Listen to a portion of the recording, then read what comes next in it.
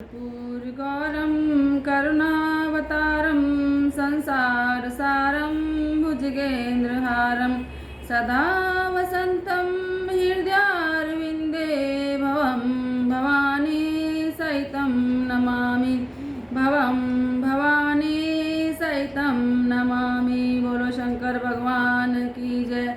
श्रावण मास मातम 12वां अध्याय। ईश्वर बोले, हे ब्रह्मपुत्र, अब मैं स्वर्ण गौरी व्रत के बारे में कहूँगा। यह व्रत श्रावण मास में शुक्ल पक्ष की तृतीया तिथि को किया जाता है।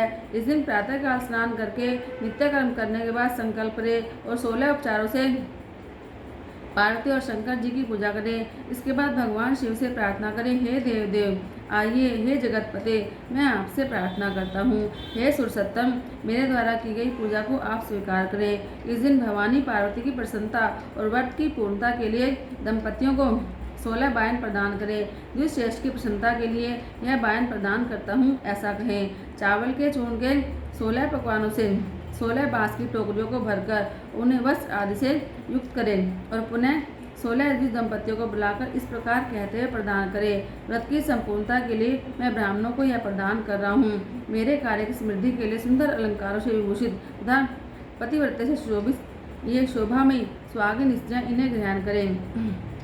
इस प्रकार 16 वर्ष या 8 वर्ष या 4 वर्ष या 1 वर्ष तक इस व्रत को करके शीघ्र ही इसका उद्यापन कर देना चाहिए।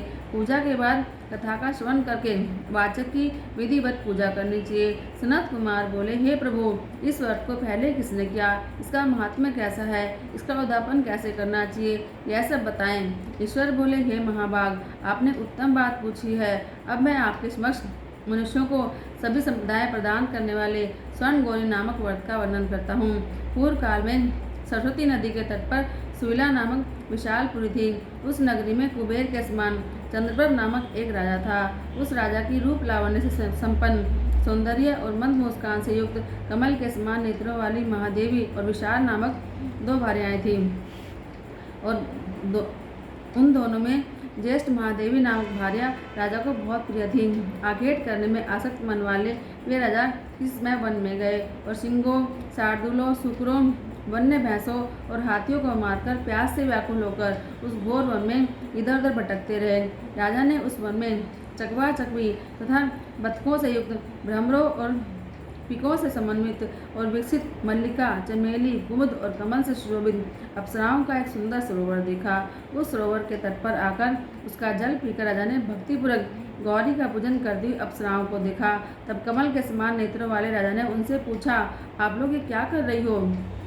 एक ने कहा कि हम लोग स्वर्ण गौरी व्रत कर रही हैं। यह व्रत मनुष्य को सभी संप्रदाय प्रदान करने वाला है, आप भी इस व्रत को कीजिए। राजा बोले, क्या विधान है? तभी स्त्रियां बोली, हे राजन, यह स्वर्ण गौरी नामक व्रत श्रावण मास की शुक्ल पक्ष की तृतीया को करते हैं। इस व्रत में भक्तिपूर्वक अत्यंत प्रसन्नता के साथ पार्वती और शिव की पूजा करें। पुरुष को 16 तारों वाला एक डोरा दाहिने हाथ में बांधना चाहिए। स्त्रियों के लिए बाएं हाथ में या गले में इस डोरे को बांधना चाहिए। यह व्रत सुनने के बाद संयत चित्त वाले राजा ने उस व्रत को संपन्न करके 16 धागों से एक डोरे को अपने दाहिने हाथ में बांध लिया। उन्होंने कहा, हे देव देवेशी, मैं इस डोरे को बांधता हूँ, आप मुझ पर प्रसन्न हो, मेरा कल्याण करें। इस प्रकार देवी का व्रत करके वे अपने घर आ गए।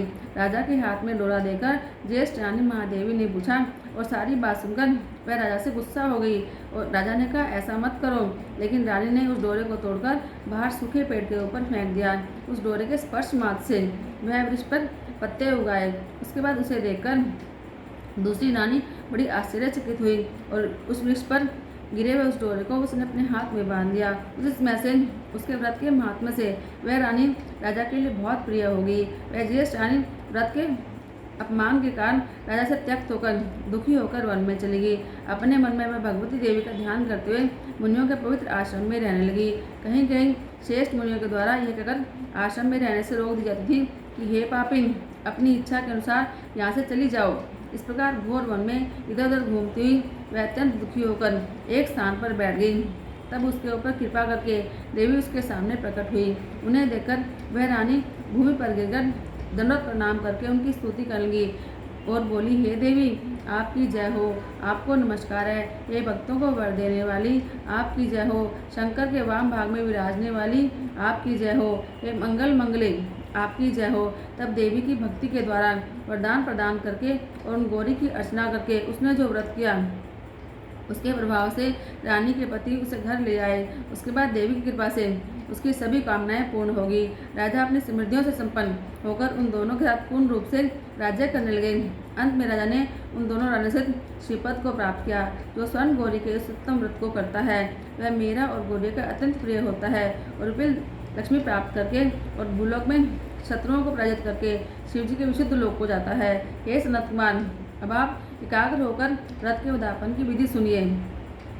चंद्रमा और तारा बल से युक्त शुभ तिथि और शुभ वार में एक मंडप बनाकर उसके मध्य में अष्टदल कमल के ऊपर धान्य रखकर उस पर एक कुंभ स्थापित करें। पुनः उसके ऊपर 16 पल का प्रमाण बना हुआ एक तिल पूरित ताम्र पूर्ण पात्र रखें। उस पर पार्वती शंकर की 2 प्रतिमाएं स्थापित करें। शिव जी की प्रतिमा श्वेत वर्ण के 2 वस्त्रों और शुक्ल वर्ण के यज्ञोपवी से शोभित हो। उसके बाद वैदिक मंत्रों से विधि पूर्वक उसकी प्रतिष्ठा करें और भली भांति पूजा करके रात्रि में जागरण करें। इसके बाद प्रातःकाल पूजा करने के बाद होम करें। पहले ग्रह होम करके प्रधान होम करें। हवन के लिए यव मिश्रित तिल घृत से पूर्ण रूप से छिड़क होना चाहिए। 1000 या 108 आहुति डालनी चाहिए। उसके बाद वस्त्र, अलंकार और गो के द्वारा आचार्य की पूजा करनी चाहिए और वायन प्रदान करना चाहिए। उसके बाद ब्राह्मणों को भोजन कराना चाहिए। साथ ही 16 दंपतियों को भी भोजन कराना चाहिए। अपने द्रव्य सामर्थ्य के अनुसार उन्हें भूयसी दक्षिणा देनी चाहिए। अंत में हर्षोल्लास से युक्त होकर बंधुजनों के साथ स्वयं भोजन करना चाहिए। बोलो शंकर भगवान की जय।